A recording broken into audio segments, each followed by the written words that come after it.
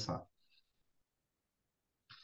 Olá, amigas e amigos das Conversações Filosóficas. Hoje eu vou conversar com o professor Marcílio de Freitas. É um prazer enorme recebê-lo aqui. Professor que já aposentou na UFAM, tem uma longa trajetória, né, na Universidade Federal do Amazonas. E eu vou conversar aqui com ele sobre questões relacionadas à Universidade do Amazonas e à pesquisa dele. São muitos livros, né, publicados pelo professor, entre livros autorais, organizações também, quase todos pensando a Amazônia, né? Eu coloquei o título Sustentabilidade como Paradigma, que é um dos títulos de um dos livros, né, do professor Marcílio, e daí o senhor mesmo pode contar um pouco mais, né, sobre sua trajetória. Começar com essa pergunta aí desses anos todos de UFAM, quiser falar um pouco, desde sua entrada na universidade, assim, até hoje, mais atual, né? O que que o senhor percebe, assim, de mudanças mais significativas na produção do conhecimento aqui na Amazônia? Obrigado pela presença aqui no canal, professor. Muito obrigado, Caio. Boa noite. É um prazer estar dialogando contigo, com seus ouvintes, sobre a Amazônia, sobre o Brasil, enfim, sobre o mundo, uma vez que a Amazônia tem sempre teve essas conexões de uma forma muito presente, né, na sua existência política, econômica e científica. Eu me chamo Marcílio de Freitas, sou formado pela Universidade, nasci em Belo Horizonte, Minas Gerais. Posteriormente, minha família mudou para Brasília. Meu pai era engenheiro civil, trabalhava em empresas da área de construção civil, que, à época, na década de 60, estavam, enfim, finalizando a construção de Brasília.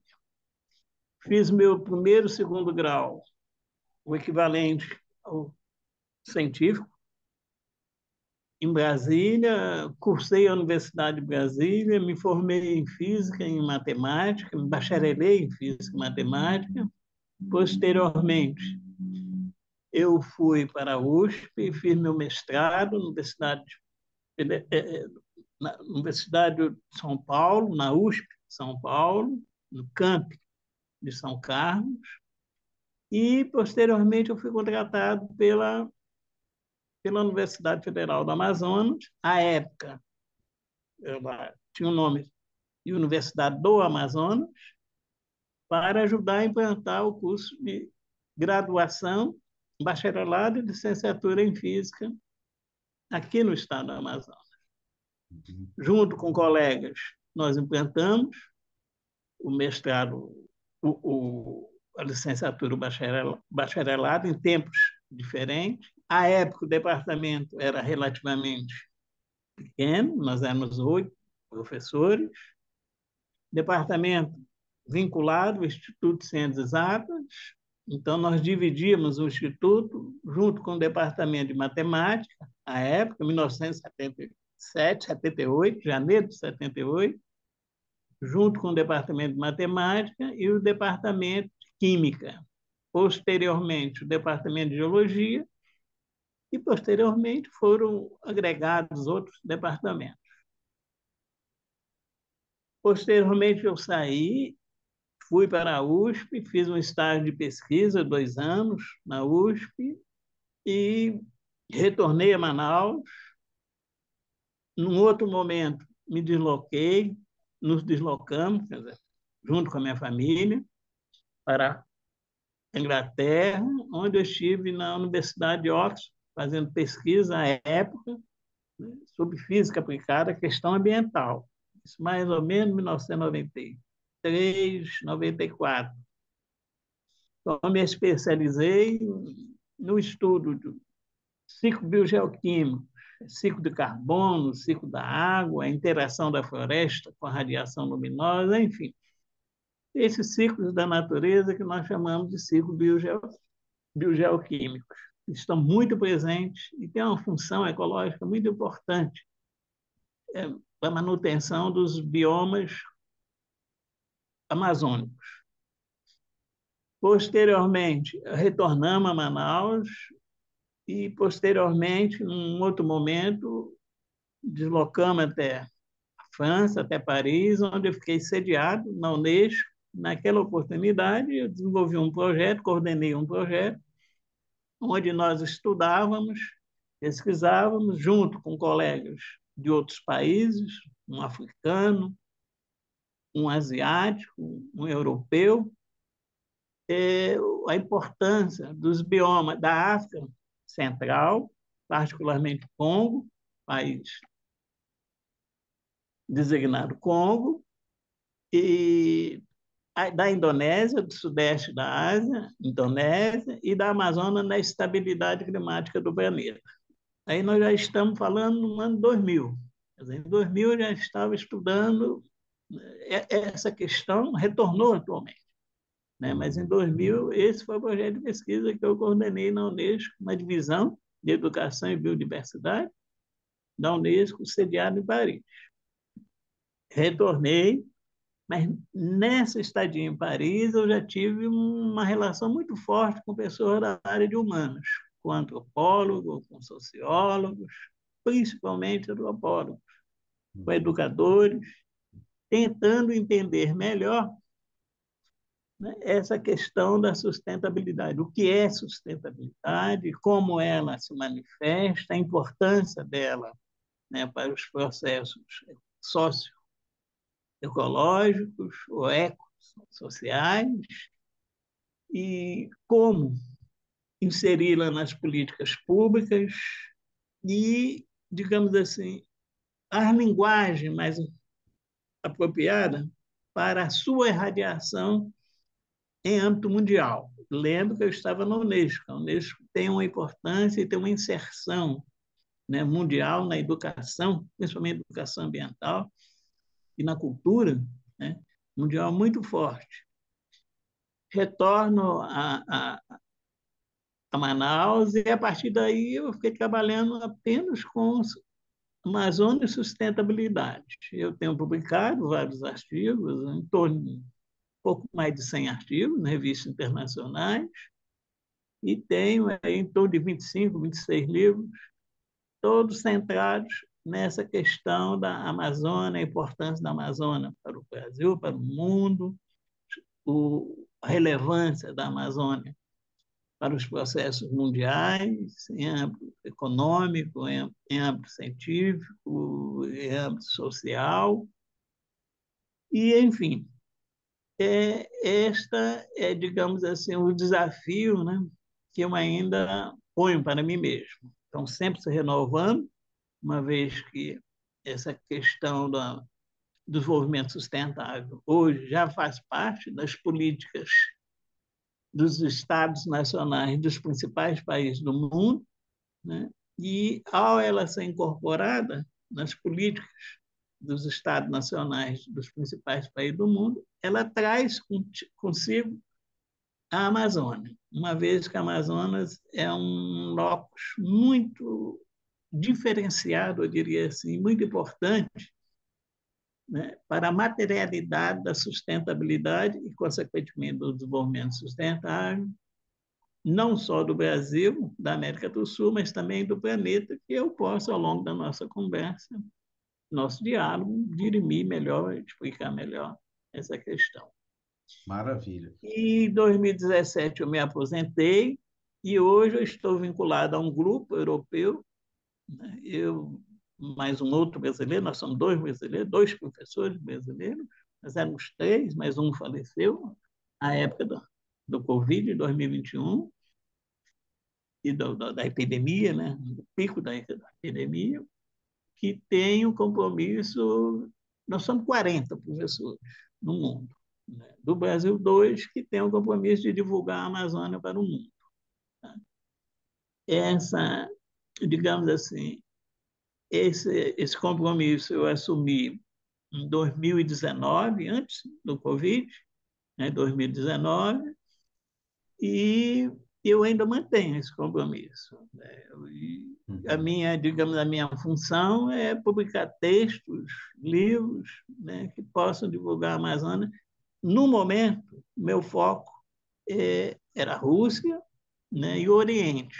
Né? Infelizmente, a Rússia, né, entrou agora nessa a guerra, né, está em estado de guerra.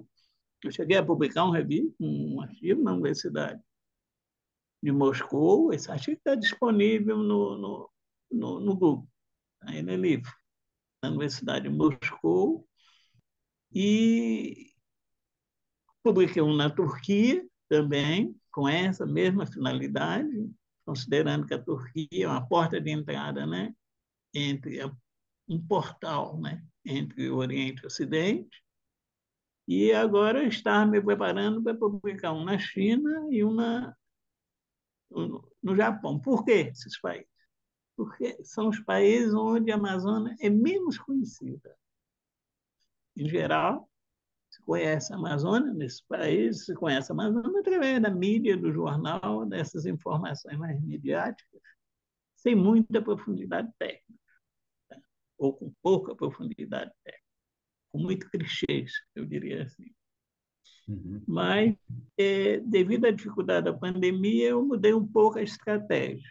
Né? Eu agora tenho publicado mais livros, eu resolvi publicar mais livros e tendo como foco os Estados Unidos, né? Nova York, porque os Estados Unidos, rapidamente, é uma grande plataforma, né, de divulgação científica para o mundo todo.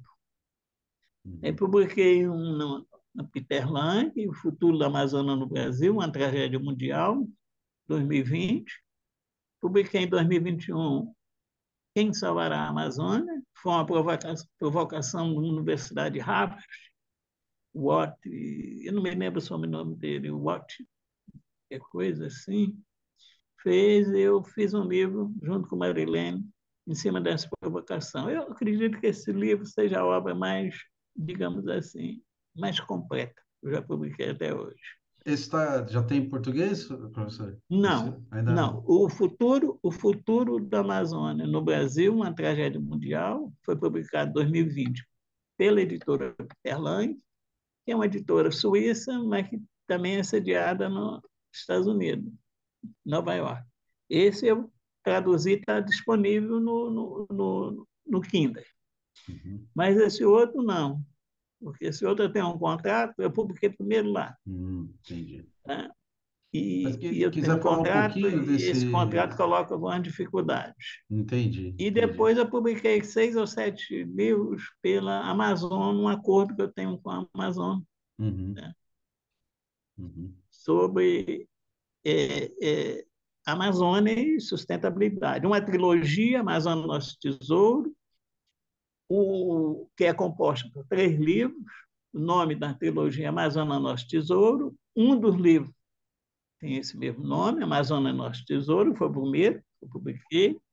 Segundo, Amazônia e as Crianças, é um livro mais voltado, entre aspas, para as crianças, os futuros gestores, né, da sustentabilidade.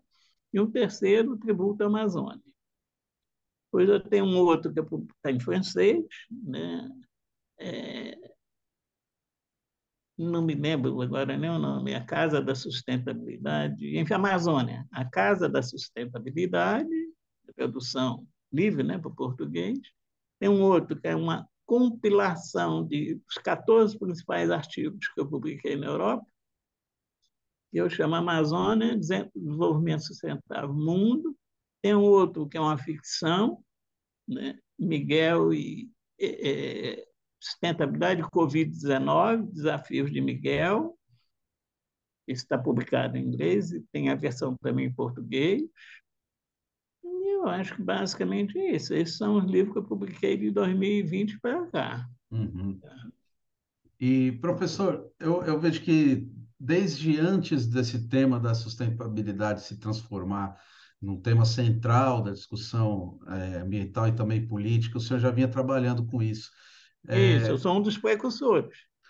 conta um pouco o que o senhor percebe sobre as transformações que esse conceito veio sofrendo desde quando o senhor começou a trabalhar, e assim, pensando que isso vai ser assistido por pessoas que às vezes não têm tanto domínio também sobre isso.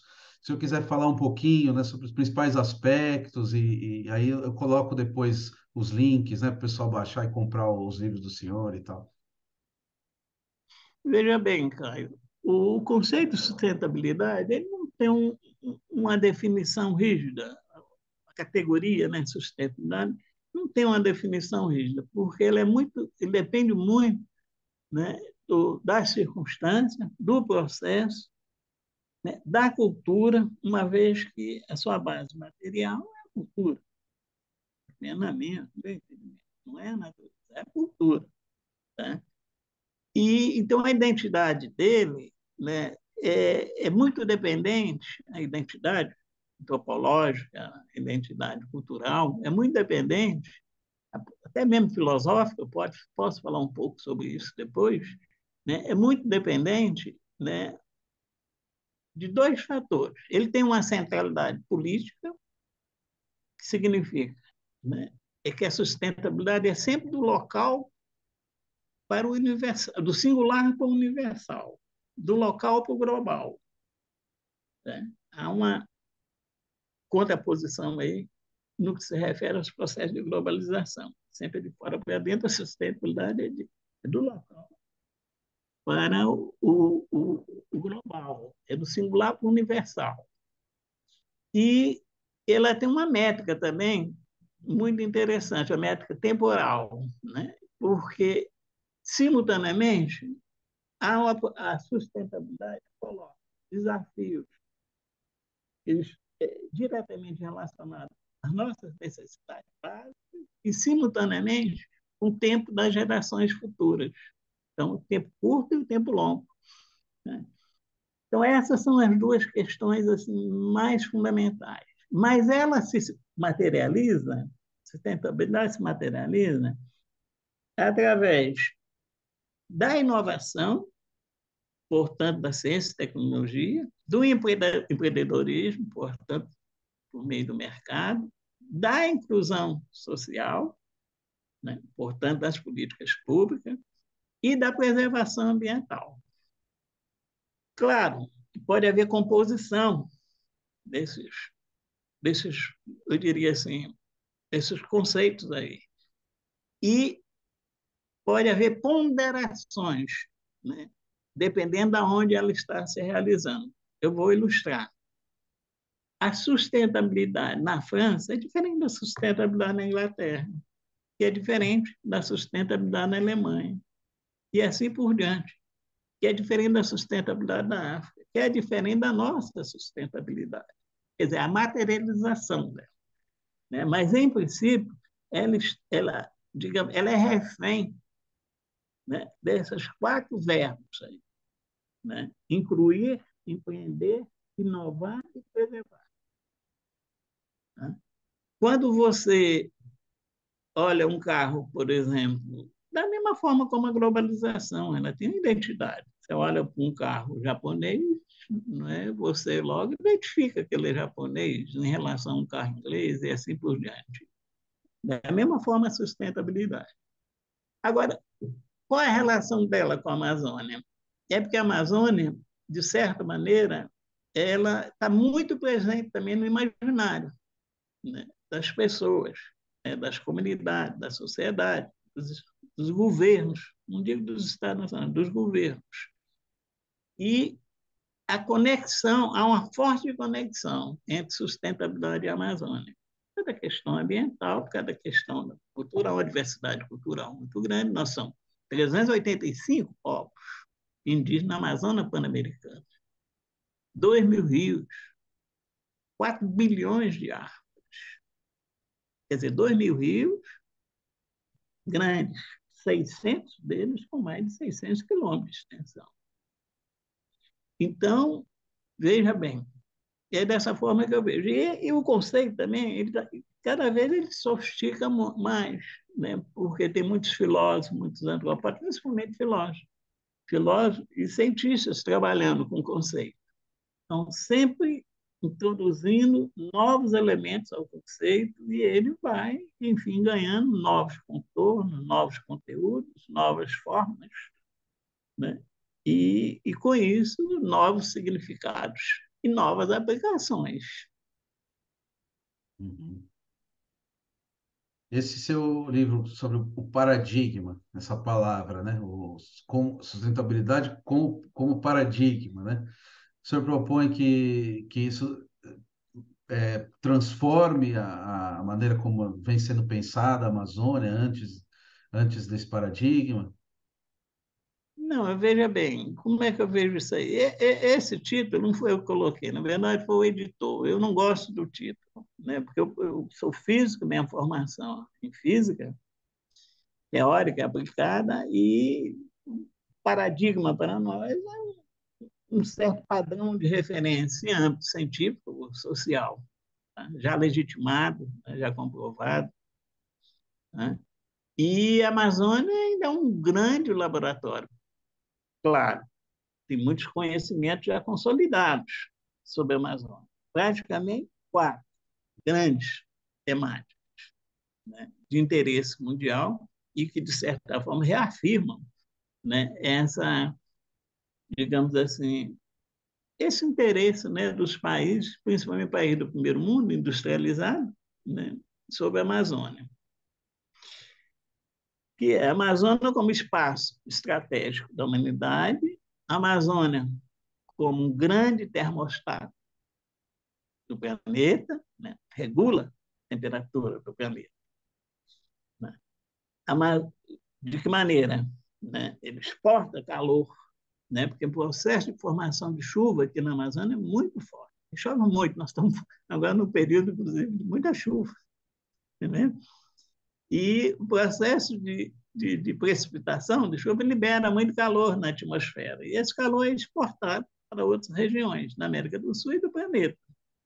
Mantém certas, eu diria assim, correntes da atmosfera que são fundamentais, principalmente, para o aquecimento das regiões mais frias e para a formação de chuvas, né, em outras regiões que são, digamos assim, imprescindíveis, né, para os processos agrícolas, né, de outras regiões, além do ciclo da água, que está muito relacionado com isso.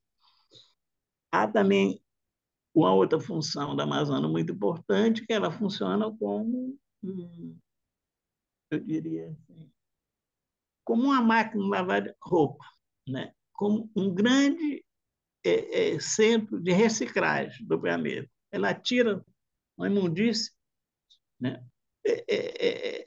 Muitos entes poluentes da atmosfera, absorve e transforma isso, né, em produtos naturais. Né? Se tratando, por exemplo, do carbono, transforma isso em folha, em galho, né, por causa do processo de fotossíntese. Né? Todos nós sabemos que as árvores, as plantas precisam do CO2 para fazer fotossíntese.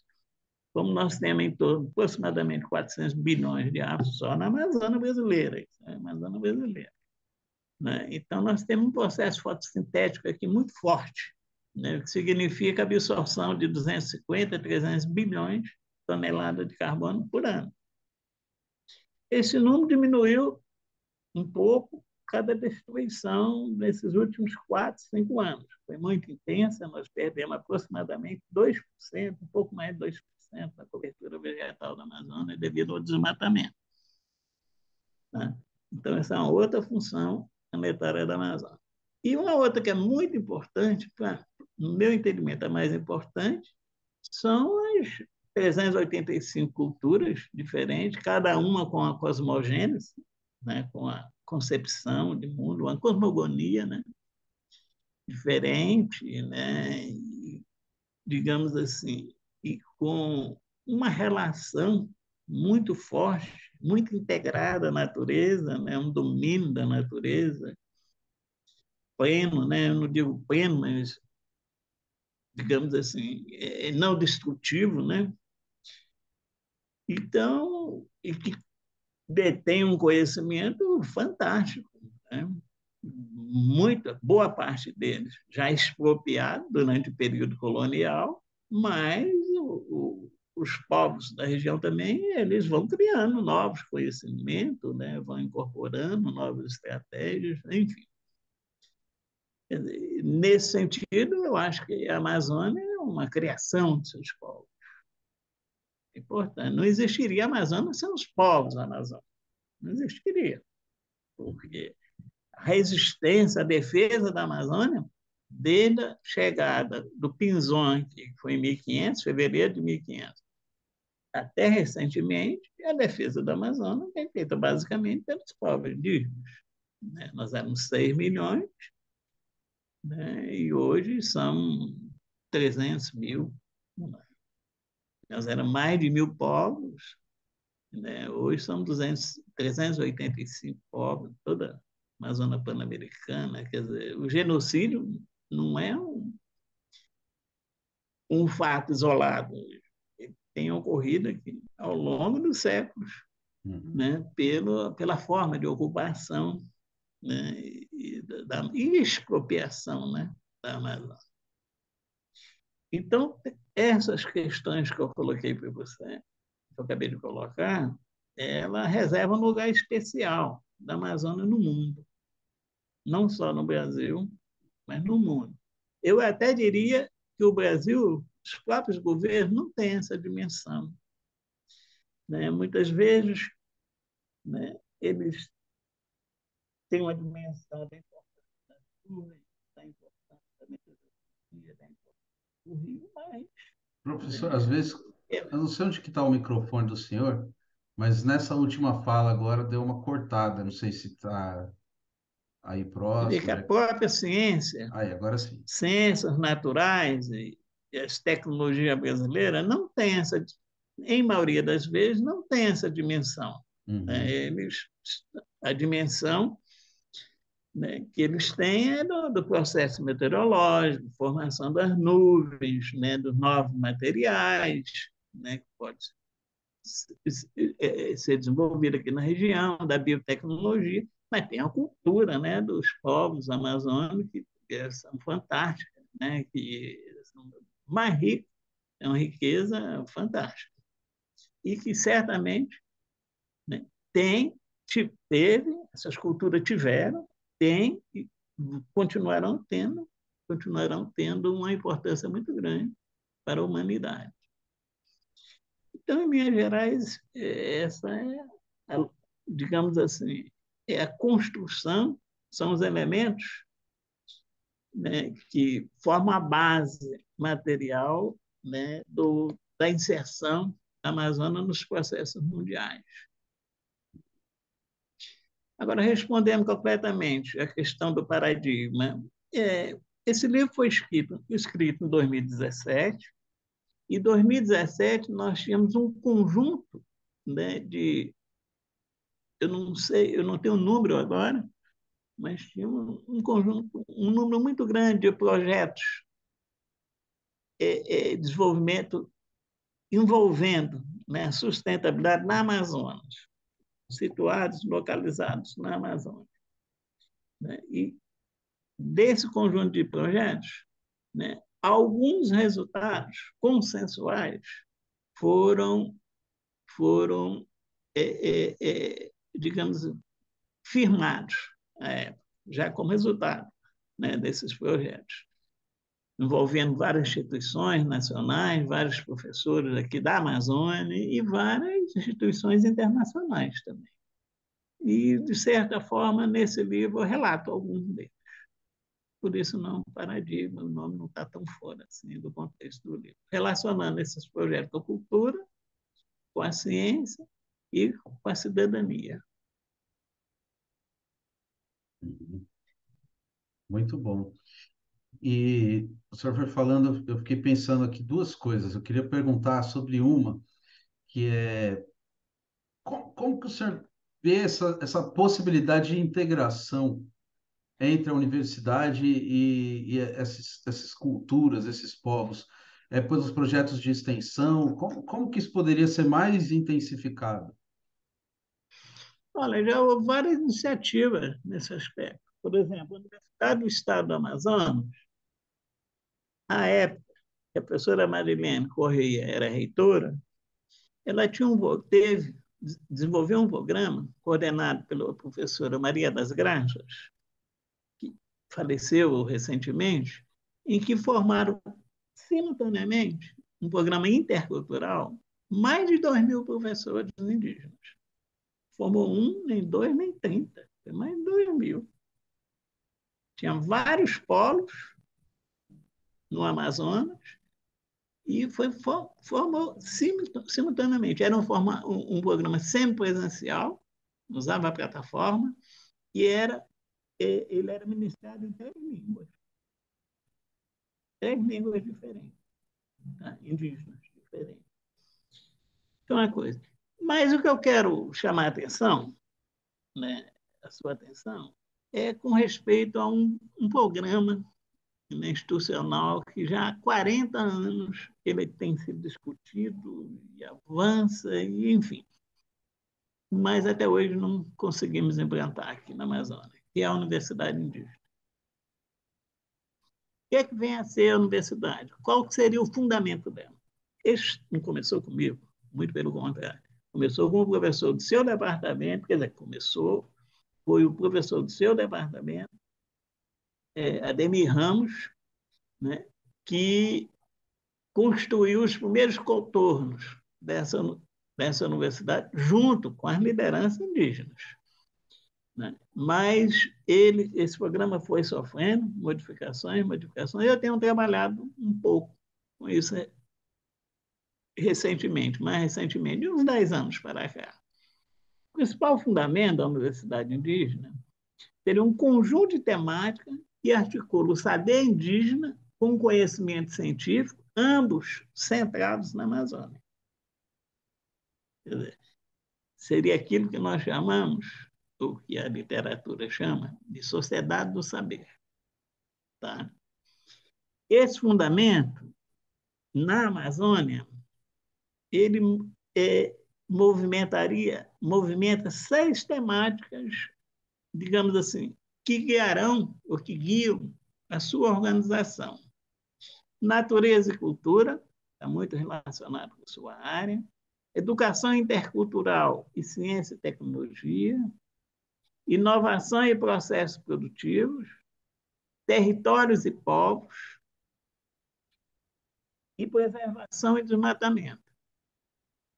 Por outro lado, estas temáticas se desdobram em 5 eixos estruturantes que possibilitarão, digamos assim, a materialização do funcionamento da Universidade Indígena. O que eu estou colocando para você não nasceu da minha cabeça. Isso foi amplamente discutido com mais de 38 lideranças indígenas.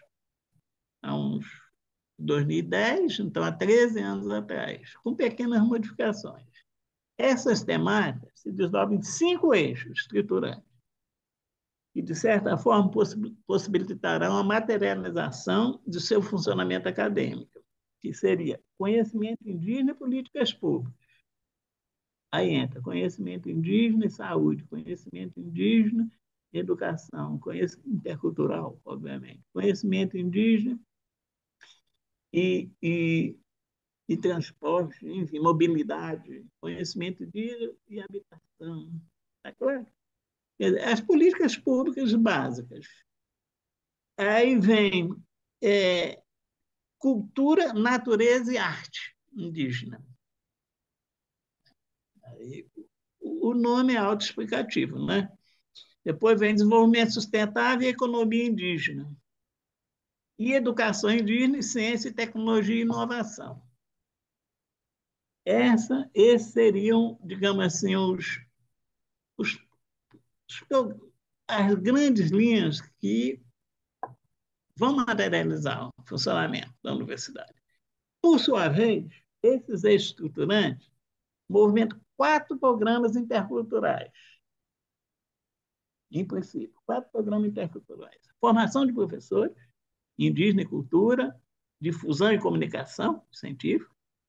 Segundo, tecnologia das florestas e das águas e novos materiais sustentáveis.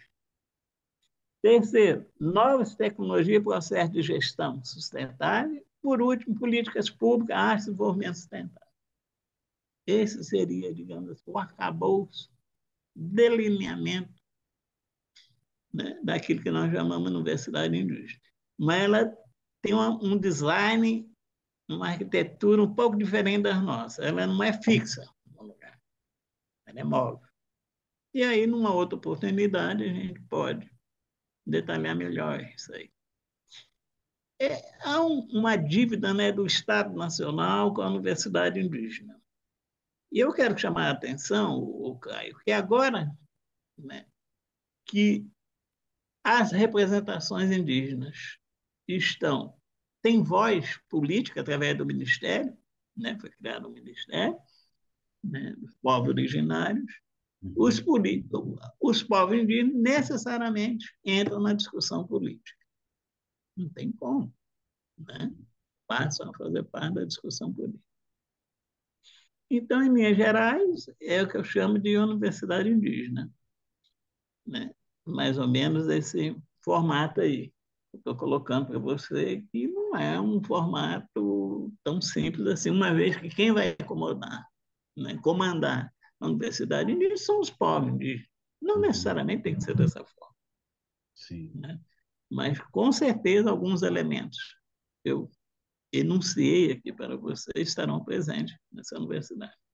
Uhum. Agora, fora isso, a universidade, particularmente a Universidade do Amazonas, é a Universidade do Estado do Amazonas, a Universidade Federal do Amazonas, onde nós trabalhamos, e a Universidade do Estado do Amazonas, e o Instituto Federal do Amazonas, que agora também, antiga escola técnica, que agora também é a universidade, eles têm vários programas de formação, né, índios. Mas um índio, os índios não querem ser só professor, não, eles querem ser engenheiro, eles querem ser médico. Aliás, nós temos vários médicos formados, já, indígenas formados, principalmente pela Universidade do Estado do Amazonas. Eles querem ser físicos, eles querem ser filósofos, e assim por diante. Com certeza. Esse é um caminho.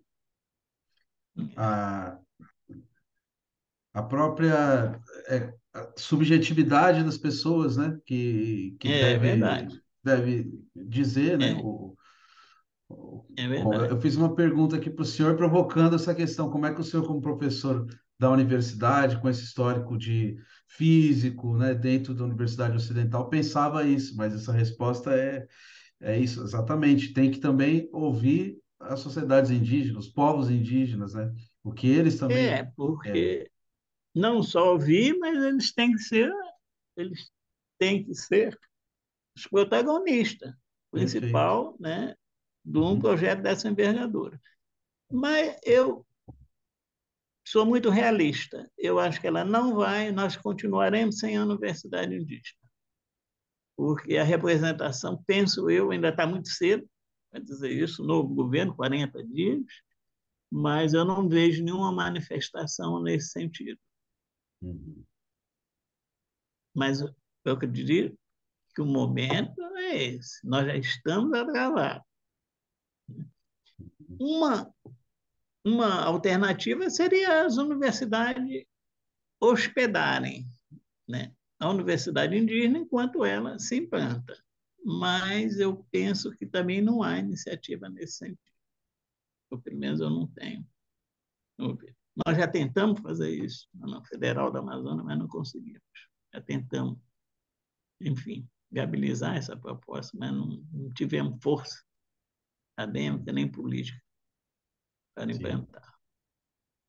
Hoje saiu a notícia, né, da primeira professora formada doutora pela UFAM, não foi isso? Pela educação? O FAM já formou alguns doutores índios, É, não só homens, mas a mulher acho que foi a primeira hoje, eu esqueci o nome dela aqui, deixa eu a pegar. mulher, né? É, a Primeiro. primeira mulher indígena Não, não doutora sabia. Eu em sei que já educação. formaram doutores, né, Deixa eu aí pegar aqui o pela nome dela. UFAM. Eu não sabia que hoje foi a primeira mulher. É a Né? Mestre tem professora muitos. Alva Mestre tem Rosa, muitos. Alva Rosa, da educação. Está no É, site da UFAM. E tem o programa do qual eu faço parte, a Marilene, professora Marilene Corrêa também, Sociedade e Cultura, né? Vai abrir uma turma agora isso, em São Gabriel da Cachoeira, de mestrado, né? isso. Interessante É. também. Professora, outra pergunta que eu queria lhe fazer, agora como físico, o senhor falou que tem uma abertura aí para os antropólogos, para os sociólogos, que aconteceu, principalmente na estadia lá na Unesco, em Paris. Essa pergunta eu queria fazer sobre a relação entre ciências da natureza, que o pessoal chama ciências exatas também, com as ciências da cultura ou as humanas, enfim, como a antropologia, né? Física e antropologia, ou física e sociologia. Como é que o senhor pensa as possíveis intersecções aí entre essas áreas, né, que às vezes ficam em polos distintos, né, mas eu entendo que devem se integrar. Como é que o senhor pensa e se de fato modificou o seu pensamento, esse contato com os antropólogos e tal? Olha, veja bem, cara, eu não acredito muito, né, nessa onda né, dos programas interdisciplinares.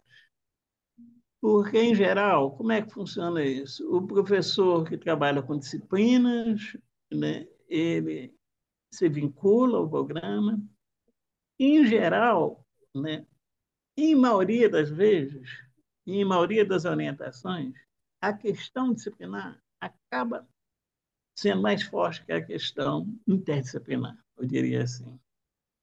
Tá? Sem querer fazer nenhum pré-julgamento. Né? Então, tem muitos programas interdisciplinares no Brasil, mas, quando nós vamos analisar, coloca uma lupa, né? Não precisa ser uma lupa muito fina, não. Tá? Você vê que não são interdisciplinares. Tá? É, quando você vai fazer um trabalho, por exemplo, interdisciplinar, né? Ou você faz, senta e faz, né? Ou você trabalha em conjunto, né? Pode trabalhar em conjunto, como a maioria das vezes. Estou falando um artigo, um programa, um livro, com outros colegas de outro campo de conhecimento, e ali você, através de muito diálogo, né? E muito trabalho, você consegue fazer, construir uma interdisciplinaridade. Mas veja bem, o que aconteceu comigo? A física não está longe da filosofia. Né? E há algumas intersecções, eu diria, há algumas intersecções. Né? A filosofia trabalha com a epistemologia, com a metafísica, com a lógica, com a axiologia, né? A teoria do valor. Algumas dessas questões estão presentes, né? Na história da física, né? Na história das ciências. Eu diria para você, é, eu gosto muito do Papa Francisco. Vou fazer uma intersecção aqui. O Papa Francisco, eu acho ele revolucionário. É o que ele fez com a igreja num tempo muito curto, né, em relação ao longo período de existência da igreja, e continua fazendo uma revolução. Eu diria, né, que a filosofia na Amazônia, como um todo, eu vou para o lado da filosofia e depois eu vou responder a sua pergunta. A Amazônia como um todo, ela, eu acho que ela poderia ser mais audaciosa no que diz respeito à Amazônia. Nós poderíamos ter uma coisa do tipo, como é um diálogo entre, né, físico, um diálogo e um filósofo, eu espero que você me compreenda. Não estou com isso, muito pelo contrário, subestimando a filosofia, não, que no meu ponto de vista é o campo de conhecimento mais sofisticado que nós temos. Né? Mas a gente poderia ter algo semelhante, por exemplo, a fenomenologia do espírito, do Hegel, tipo uma filosofia da Amazônia, com as devidas ponderações. E, né, o Hegel centra, né, o seu trabalho, sua obra, sua grande obra, né, nos mecanismos de apreensão, né, da consciência e da própria consciência. Apreensão da consciência e da própria consciência. Nós poderíamos, nós filósofos, sem eu ser filósofo, não sou, estou falando de uma forma genérica, não tenho formação formal em filosofia, centrar nossos mecanismos de apreensão na Amazônia, ou da Amazônia, e a própria Amazônia. Está claro? Onde tem consciência, o resto entraria a Amazônia. Por que isso? Essa seria uma primeira, o que seria, digamos assim, estratégico, né? Para que nós pensemos, reflitamos a Amazônia de dentro para fora, sob o ponto de vista filosófico. Essa seria uma primeira estratégia. Uma segunda estratégia, e depois eu caso as coisas, eu integro, seria essa questão da globalização e sustentabilidade. Como eu já coloquei antes, a globalização normalmente está ligada, tem como base material a ciência e tecnologia e movimenta, né, movimentada pela economia, né, pelo mercado, pelas economias, né, globais. E em cima dessa nova centralidade, nós, enquanto professores, eu não gosto da palavra intelectuais, mas enquanto intelectuais, não podemos deixar, de forma alguma, que a sustentabilidade fique refém do mercado. Ela tem que ficar refém, né, da condição humana, das políticas públicas, voltadas principalmente para os mais fragilizados. E aí tem esse embate entre sustentabilidade e globalização, entre sustentabilidade e, diria assim, e a sua dimensão lógica. Com essas duas observações que eu já fiz anteriormente, né?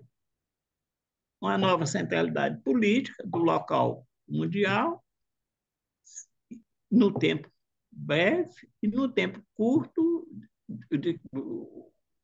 sob o ponto de vista político, e no tempo curto, voltada para o atendimento das necessidades básicas do ser humano, no tempo longo, a preservação da natureza para um tempo geracional, diríamos assim, né? Garantindo um ambiente saudável, né? Para as gerações futuras.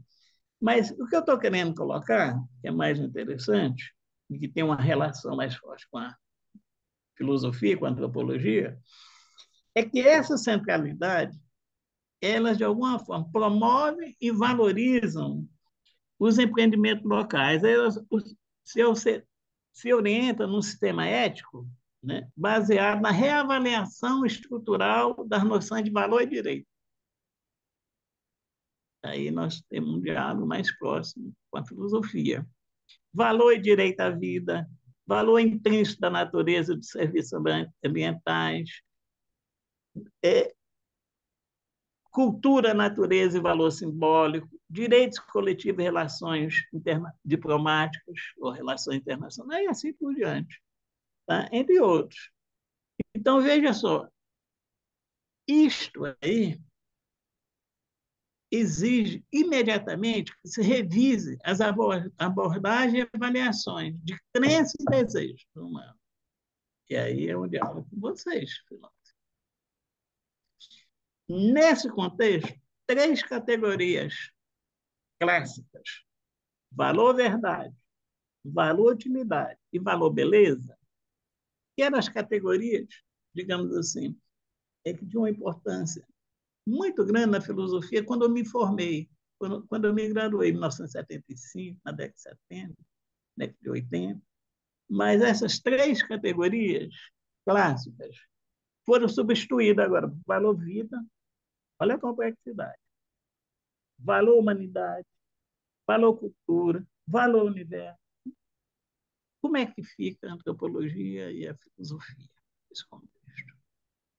E todas essas dimensões, valor vida, valor humanidade, valor cultura, valor universo, estão presentes na Amazônia. Todas estão presentes. Simultaneamente ou separadamente em diversas manifestações da cultura ou da natureza, mas natureza enquanto invenção cultural. Então, né, é por isso que eu falo numa filosofia da Amazônia, a filosofia é universal, ela transcende tudo isso.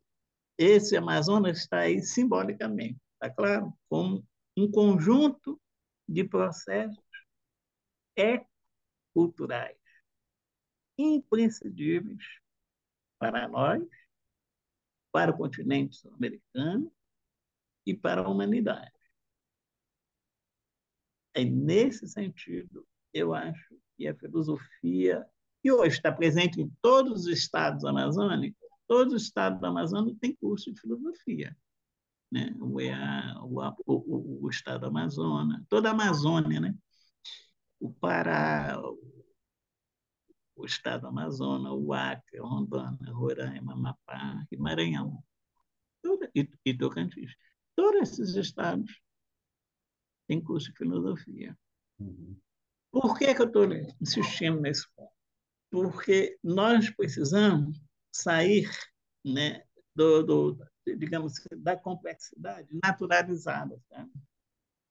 É a Amazônia das nuvens, é a Amazônia do fármaco, a Amazônia. Tem uma coisa mais ampla por trás de tudo isso aí, que o filósofo tem, sim, né? Essa, digamos assim, essa dimensão e tem um arsenal teórico, né, para melhor compreensão dessa questão. Penso eu, sem subestimar de forma alguma, sem, digamos assim, desrespeitar ou diminuir, né, o trabalho dos colegas que trabalham de outros campos disciplinares. Nesse sentido, eu acho que as instituições amazônicas têm que ser mais ousadas, mais propositivas, porque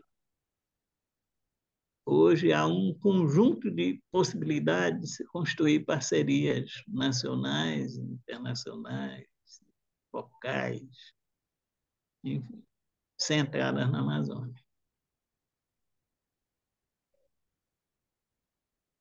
Muito bom. O senhor tocou na questão dos governos também, né? Os últimos 4 anos terríveis que a gente teve, e falou da questão da criação do ministério também. Para a universidade, eu não estava aqui nesse período, passei um tempo no Amapá, um tempo no IFAM.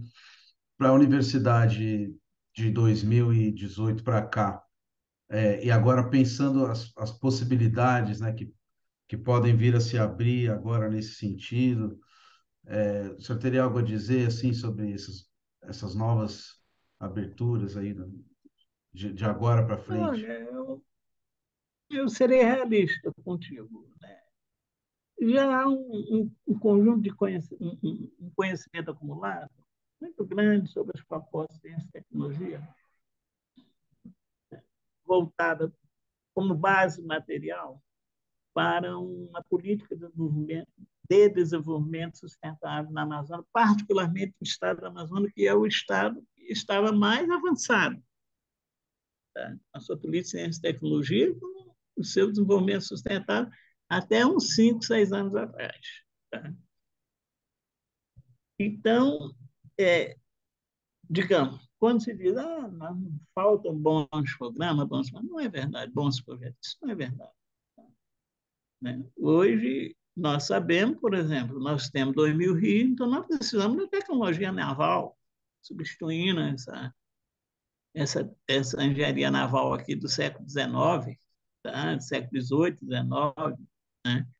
Nós temos uma diversidade, uma biodiversidade muito grande, então nós precisamos da biotecnologia, da bioindústria, mas a bioindústria centrada, né, na cultura, principalmente na antropologia, a bioindústria.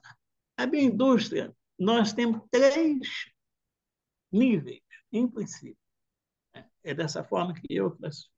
Tá? A parte mais de coleta, material, né, que vai ser usado, recebe um tratamento, digamos assim, bem simplificado, mecânico, normalmente é um tratamento mecânico bem simplificado, né, que é a coleta né, das frutas, dos próprios peixes, né, a piscicultura. Tem um nível mais elaborado, que aí a biomassa, o objeto, né, que vai ser transformado passa, né, ou a substância que vai ser transformada, ou a biomassa que vai ser transformada, passa por um sistema jamais qualificado, um sistema químico, tratamento físico. Aí nós temos essas pomadas, esses sabonetes, né, esses cosméticos, né, digamos assim, já produzidos aqui na região, testados, de boa qualidade, e temos o projeto, o estágio high-tech, né? É aquela bioindústria, e a bioindústria assentada na física, né? Mais sofisticada, na química mais sofisticada, na biologia mais sofisticada, na nanotecnologia, na biônica, na fotônica, enfim, que é a bioindústria da Johnson, enfim, dessas grandes indústrias farmacêuticas internacionais, né? Mas, para isso, nós precisamos implantar os laboratórios aqui e fazer as parcerias corretas, investir em médio e longo prazo, porque não se constrói isso em um dia, 2 dias, 3 dias. Tá? Então, nós teríamos uma bioindústria de novos materiais para automobilismo, novos materiais, né, para a indústria de habitação, novos materiais, enfim, para engenharia civil, novos materiais, e assim por diante, para a tecelaria, e assim por diante. É um mundo isso aqui, de possibilidades. Novos materiais para farmácia, novos materiais para cosméticos, novos materiais para alimentação, e assim por diante. É um mundo isso. Usando uma tecnologia high-tech e produzindo em escala. Né? Nós pudéssemos, né, abastecer criar um mercado local, regional e competir em nível internacional. Teríamos também, né, a Universidade Indígena, já coloquei para você, teríamos os museus vivos, a Amazônia viva. Né? Nós temos o Museu da Amazônia, que é fantástico, é dirigido pelo professor Enio Candotti, foi construído em 15 anos, 16 anos, muito rápido, né? Os museus vivos da Europa, Estados Unidos, demorou 30 anos, 40 anos, 50 anos para serem construídos com todo o apoio, seja da iniciativa privada, seja dos governos locais ou federais dos respectivos países. Né? Quantos museus vivos, né, nós não poderíamos ter aqui na Amazônia, né? 10, 20, 30, 40, né? Ainda mais com essa experiência bem-sucedida do professor Enio Candotti, né? O Museu da Amazônia é a instituição, é a segunda instituição que recebe mais visitação pública aqui no estado do Amazonas, e não, Manaus, no estado do Amazonas. O primeiro é o teatro, mas o segundo é o museu. Né? Nós precisamos também ter um centro de vocação tecnológica. Né? O que significa isso? Nós temos que municipalizar a ciência e a tecnologia na Amazônia. Não tem como o estado do Amazonas ou as capitais da Amazônia se desenvolverem deixando seus municípios para trás. Isso não existe. Então, né? O desenvolvimento, ele não pode deixar ninguém para trás, pelo menos em princípio. Né? Ele tem que estar aberto a todas as pessoas, independente de onde elas moram, tá? Perto ou longe. Tá? E aí o Centro de Vocações Tecnológicas é um outro momento. Eles são centros para formar a formação técnica e tecnológica em cada município, tá? Do estado do Amazonas. Né? Tem que ter essa questão da política, mudança climática, ela tem que ser transformada numa política, não pode ficar só em iniciativas, em projetos. Tem que ter uma política pública, né, de mudança climática, envolvendo a nossa juventude, nossos jovens, os professores, né, e interligando, integrando ela com a educação ambiental. Né? Por outro lado, a educação ambiental teria que estar inserida nos currículos desde o jardim da infância até o universitário, os currículos universitários. Nós também temos que ter um desenvolvimento socioeconômico para as várzeas. Eu vou explicar isso para você. O que significa né, essa questão das várzeas, eu vou tentar explicar bem rapidamente, fazer um resumo bem rápido, né, do que significa isso. O rio Amazonas, ele nasce no Peru a mais ou menos 6.000 metros de altitude nos Andes peruanos. E ele percorre desde os Andes até a Foz, no Atlântico. Ele atravessa o Peru, entra na Colômbia, entra no Brasil, na cidade, né, de Letícia, Tabatinga. Entre Tabatinga e viaja em direção a Manaus e de Manaus a Belém. Ele percorre, só para você ter ideia, ele tem uma extensão aproximada de 6.900 quilômetros. Quando ele entra em Tabatinga, né, que é a cidade que divide, certamente você vai conhecer, né, a universidade tem um centro, a Universidade Federal do Amazonas tem um camping muito interessante, Benjamin Constant, que divisa o estado do Amazonas com o Peru, divisa o Brasil com o Peru, mas está dentro do território do estado do Amazonas, isso, território do estado do Amazonas. E tem um curso de antropologia lá. A universidade tem vários cursos lá. Um deles é de graduação em antropologia. Mas quando ele entra em Tabatinga, que é a cidade brasileira, Tabatinga tem 60 metros de altitude, entre 60 e 70 metros de altitude. Aí ele percorre aproximadamente uma distância de 1.700 quilômetros até Santarém, que é uma cidade que fica aqui no oeste do Pará. Santarém é 50 metros de altitude. Então, veja, numa distância de 1.700 quilômetros, nós temos um desnível de pouco mais de 20 metros. E o rio Solimões, o rio Amazonas vem vindo. Então, o que ocorre? Numa região que chove muito, então inunda muito. Isso aqui é um pântano. Nós temos a formação de milhares de lagoas, de lagos, lagoas, na época da chuva. Quando a chuva diminui, aí forma as várzeas. Esse dado que eu quero lhe dar. Nós temos aproximadamente do território amazônico, eu vou me prender aqui no estado do Amazonas, que tem aproximadamente 1.500.000 hectares, né? Ou 150 mil quilômetros quadrados, entre 15% a 20% do território são várzeas. E nós não temos nenhum problema. As várzeas são muito ricas, como as várzeas do rio Nilo, né? A história conta isso. Né? São muito ricas porque o rio deixa muito humus, né? Muito material orgânico nas várzeas. E ali o que você plantar é um local propício para a agricultura sazonal. Né? Pode ser agricultura, então, isso precisa ser explorado economicamente. Por isso que eu estou falando, né, dessa questão da política de desenvolvimento para as várzeas. Nós temos também que ter um programa alternativo de energia para a região. Veja bem, o estado do Amazonas tem em torno de 7.100 comunidades isoladas.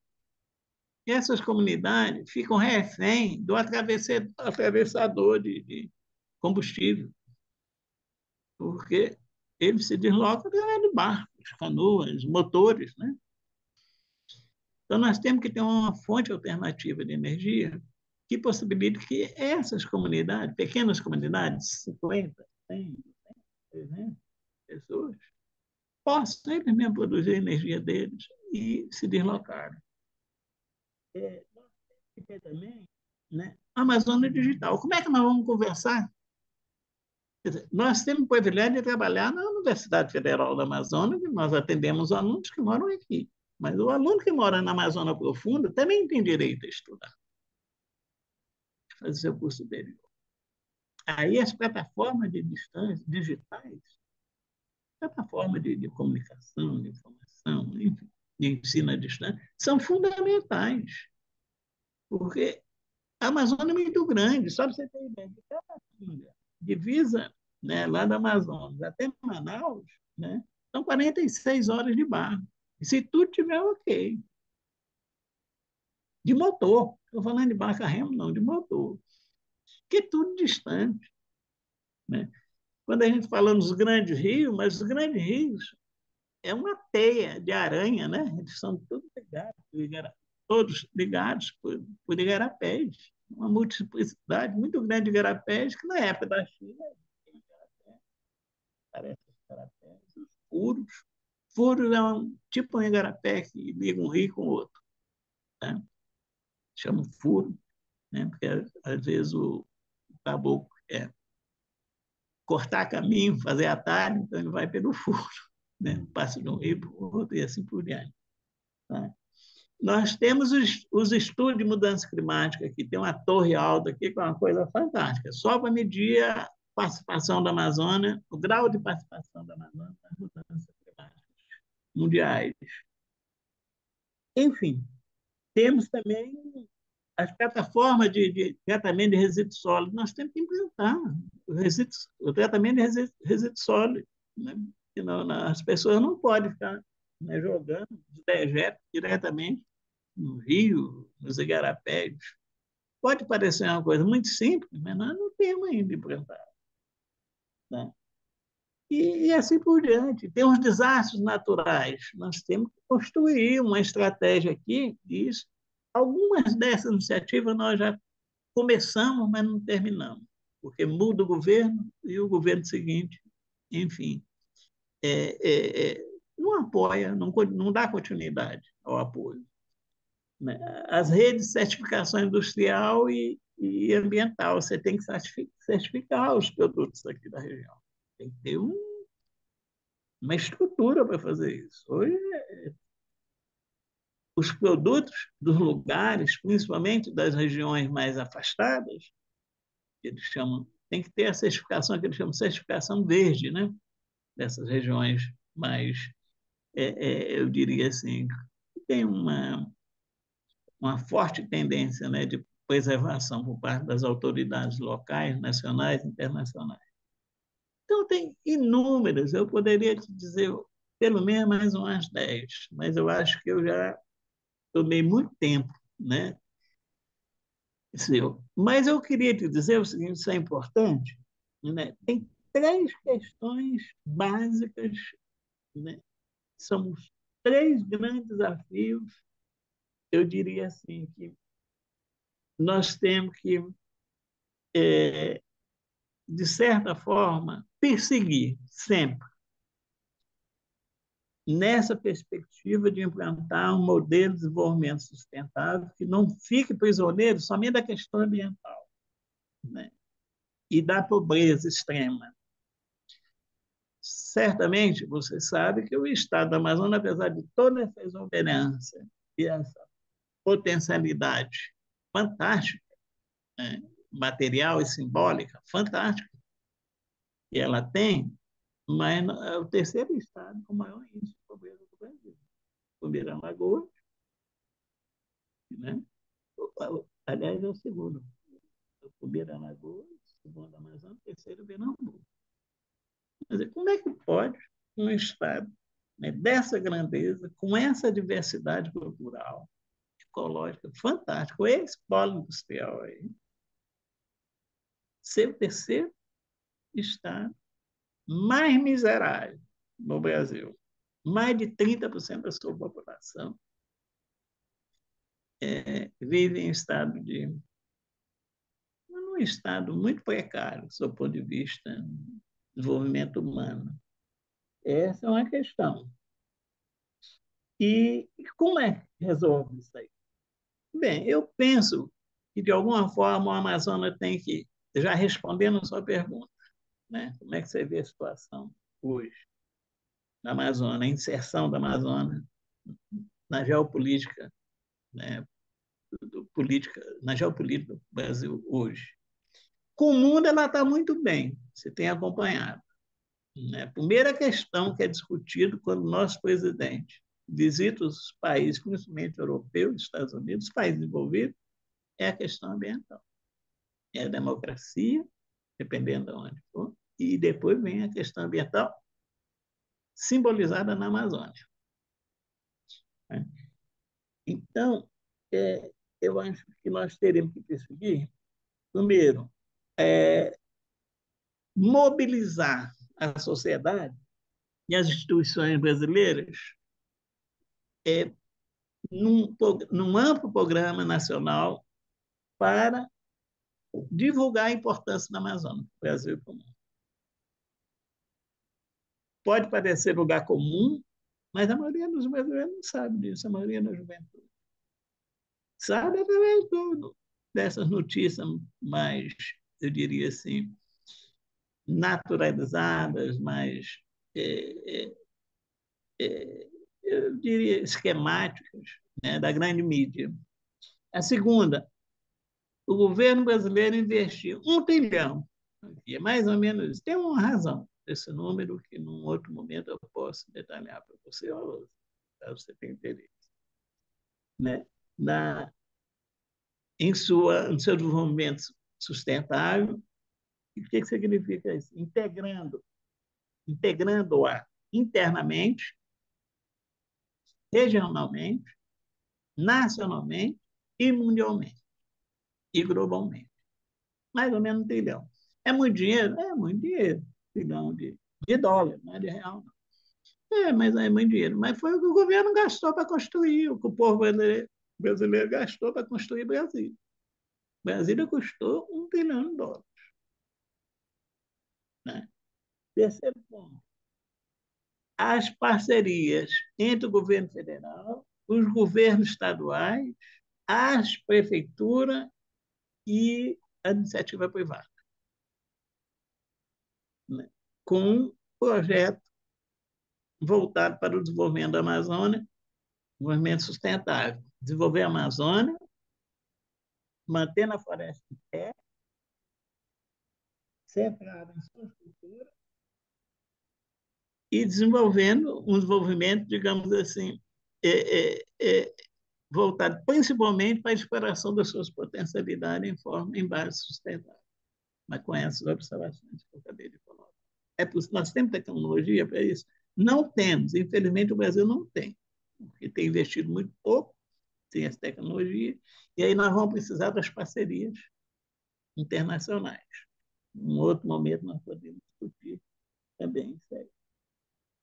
E essa é uma questão central. Uma questão mais operacional, o Caio, seria o seguinte: por que o BNDES tem que ficar lá no Rio de Janeiro? Por que o Instituto Rio Branco e Formas Diplomatas brasileiros tem que ficar lá no Rio de Janeiro? Por que a CAP-CNPq tem que ficar sentada lá em Brasília? Por que o INPE, né, tem que estar lá em São Paulo controlando, de certa forma, os processos atmosféricos aqui na Amazônia? Por que não vem para cá? Não há nenhum impedimento para que as instituições nacionais sejam sediadas também na Amazônia. E por que eu digo isso? O BNDES é um banco, de certa forma, tem um volume de recursos relativamente grande para aprovar os projetos estruturantes de interesse do Brasil. E por que eu digo isso? Né? Se não houver, ou se de alguma maneira o Estado Nacional não se mobilizar, interiorizando as suas instituições, principais instituições, em direção da Amazônia, dificilmente nós vamos avançar. Porque a maioria a ciência e tecnologia, ela foi inventada, e as suas aplicações são nos países de clima frio, com alguma exceção lá dos Estados Unidos e de alguma região lá da China. Então, tem muitas inovações que nós vamos ter que desenvolver aqui, porque não existem. posso até, num outro momento, citar várias delas. Porque elas não existem, são tópicos únicos, um outro mundo. Da mesma forma, isso vale também para a África Central. A África Central, os países da África Central são aqueles países que ficam à borda às margens do Rio Congo, mais esquerda, mais direita, só os países mais esquerda, mais direita do Rio Congo, África Central. E lá no sudeste da Ásia, onde nós temos ali a Indonésia, o Vietnã, Camboja, aqueles países ali. Por que essas três regiões? Porque são as regiões que têm ainda as maiores florestas tropicais, né, do mundo. Então, o que eu estou querendo colocar para você sem essa interiorização do Estado Nacional, fica muito difícil a Amazônia se desenvolver. E aí você tem que priorizar as políticas públicas básicas. O que significa isso? É educação, um projeto de segurança alimentar, né, para as populações. Como é que podem nossas crianças, nossos jovens, nossos idosos aí pela rua, passando fome, enfim, né? Que, de certa forma, é uma preocupação do governo. A gente sabe que essa é uma preocupação central, né, do atual governo. Né? E, enfim, nós precisamos também, né, fazer um zoneamento ecológico, econômico da região, enfim, construir estratégias, né, que preservem, né, as nossas águas, os nossos rios. Né? Nós temos locais à beira do rio que não tem água potável. Pode parecer um absurdo, mas existe. A maioria dos nossos municípios, o estado do Amazonas tem 62 municípios, 20 e pouco, 23, 24, até uns 2 anos atrás, não tinham portos. Né? A pessoa desce, enfim, um sistema muito precário, né? De desembarque e embarque, de transporte, de mobilidade. Né? Dos 62, mais de 40 pelos rios. Pelos rios. Uma frota 350 mil barcos, de médio e grande porte, na Amazônia, que no estado do Amazonas, acho que é 90, pouco menos de 100 mil barcos, de médio e grande porte. Fora as canoas. Estou falando de canoa, estou falando de barco de médio e longo e grande porte. É um mundo diferente. Então, nesse sentido, eu não tenho muita expectativa. Porque, em geral, os governos estão mais preocupados, e eu compreendo perfeitamente, com os programas, digamos, tem uma duração compatível, né, com a sua gestão. No máximo, 8 anos, os governos podem ser eleitos. Tá? No máximo. E alguns programas que eu estou colocando para você, acabei de citar, eles têm um tempo de maturação maior. Então, os governos resistem, né, os governantes, em sua implantação. E, por outro lado, que é o lado também, me parece que é o mais sensível,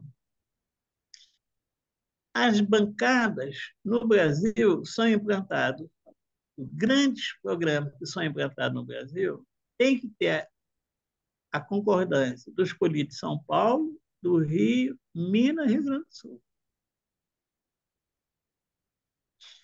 Fazer da Amazônia um grande laboratório, um centro sustentável, dificilmente a bancada paulista deixaria, porque isso muda o eixo econômico do Brasil.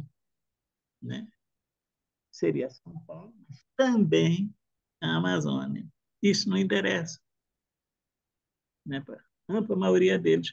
Eu acho que é um raciocínio muito curto, né? Porque todo mundo ganha, né, o Caio? Quando uma região desenvolve, o ideal, o natural, o normal é que todas as regiões se desenvolvessem, né? Tivesse, né, o apoio necessário para se desenvolver. Mas quando nós olhamos em médio e longo prazo, o Brasil não tem nenhuma perspectiva de se tornar um país do primeiro mundo sem a Amazônia, sem o desenvolvimento da Amazônia. Porque não é que o desenvolvimento de São Paulo, que é aquele tipo de desenvolvimento fumacento, já é ultrapassado, né?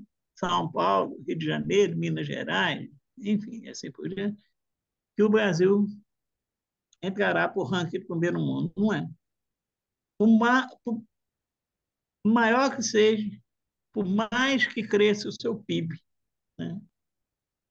Tem que ter uma base científico-tecnológica sofisticada, avançada, pelo menos em alguns nichos, para que o país sonhe, pelo menos sonhe, em entrar para o primeiro mundo um dia. E aí eu não sou. Eu não sou pessimista, mas eu sou realista. Eu acho que o governo, o atual governo, vai conseguir muita coisa. O estabelecimento da democracia já é uma grande vitória para todos nós.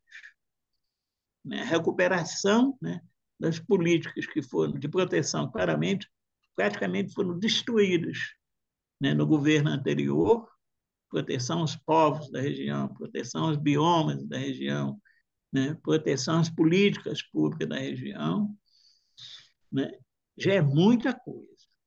Isso não é pouca coisa, não, se tratando, né, de uma região complexa como a Amazônia. Isso é muita coisa. Né? Mas daí, para se implantar uma política de desenvolvimento sustentável, com impacto, né, na economia brasileira como um todo, aqui na Amazônia, eu acho que tem uma distância muito grande. Uma distância. Muito bom, professor. Eu vejo que a gente vai ter que marcar mais uma conversa ou mais algumas para desenvolver mais Você que alguns sabe, estou temas, à sua que disposição. riquíssima essa sua exposição, teriam muitas coisas ainda, com certeza, para a gente Eu abordar. resolvi participar de um diálogo assim, mais direto, não preparei Não, mas foi ótimo. imagens, não.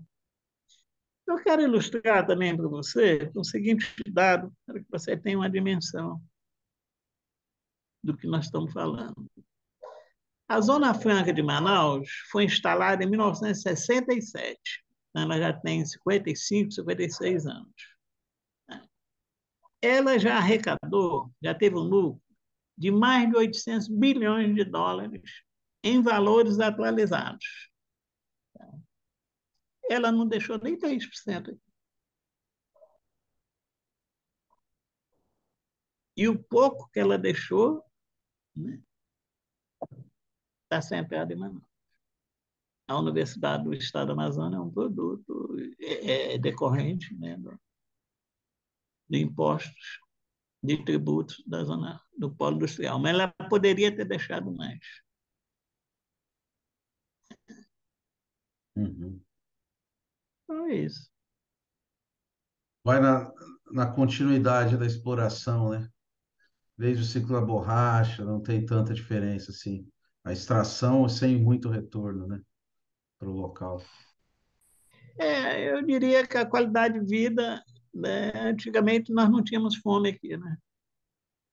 Não posso te dar um dado, né? Atualmente nós temos, apesar que nós estamos passando por um momento atípico, né? Só que o governo anterior foi uma tragédia para o país como um todo, né? E a Amazônia, devido à sua logística, que é uma logística mais complexa, foi muito atingida. Certamente foi uma das mais atingidas. Né? Agora, por outro lado, nós temos o privilégio de morarmos aqui, né, uma região singular, desafios muito grandes para todos os campos de conhecimento. E a esperança, né, Uhum. de que, de certa forma, a esperança, né, de que a gente possa avançar mais, nossas instituições possam dar uma colaboração cada vez maior para a melhoria de qualidade de vida, né, das pessoas aqui de Manaus, principalmente dos nossos alunos, famílias do interior, dos municípios interioranos. Uhum. Esse é o desafio. Com certeza. Maravilha, professor. Adorei a conversa. E já fica o convite aí para uma próxima, depois a gente Olha, tiver estou à sua disponibilidade. disposição. Que bom que você gostou e só não gostamos muito foi desse título, né? Paradigma. Né? Mas tudo bem, a gente Mas pode muita repensar, coisa que eu né? falei contigo, ela está expressa no livro, né, Amazônia e as Crianças. Coloco Uhum. isso.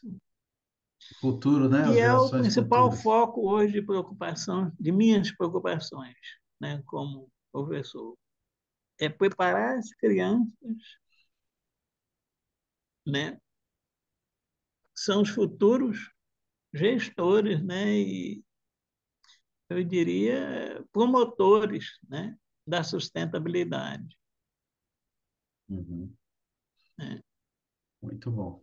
Então, Gerações as crianças futuras. amazônicas do Brasil como um todo, né, em particular aqui da Amazônia, devido à importância e às características específicas, né, da Amazônia que são muito favoráveis à sustentabilidade. Uhum.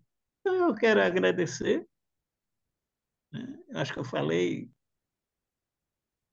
igual uma metralhadora, né? E fico à sua disposição. Você, né? Eu não domino todos os temas da Amazônia, sobre a Amazônia, mas eu posso falar, né, em geral sobre educação, ciência, tecnologia, relação isso aí com a religião aqui Uhum. né, na região, né? Um Muito pouco bom. também de antropologia. A gente combina outro, define um outro tema aí, faz mais Tudo uma bem, eu fico conversa à sua posterior. disposição e eu quero agradecer a você, os seus ouvintes, a sua audiência e te parabenizar, porque você já é um amazônico. Esse compromisso, né, de divulgar a Amazônia, para o Brasil, para o mundo, para as crianças, isso tem um valor incomensurável. Tá? Muito obrigado, gostei muito de participar do seu programa. Eu que agradeço. Até mais, professor Até Marcílio de mais, boa Freitas. noite. De bom, boa noite. Boa noite.